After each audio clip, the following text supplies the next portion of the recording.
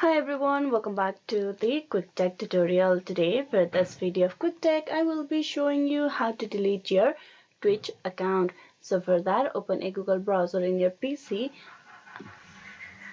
and click open a new tab.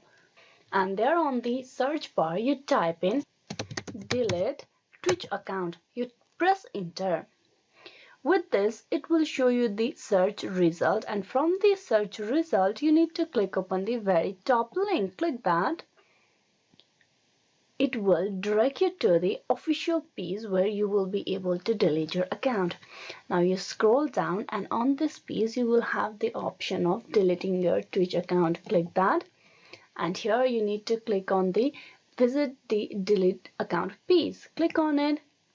This will finally direct you to the page where you will be able to process for deleting your Twitch account completely. So once you have deleted your account, your channel page, your Twitch account will no longer be accessible. Once you submit the process for deleting the account, you will have 90 days of time period before Twitch account gets permanently deleted. You can log in into the account before the 90 days time period ends.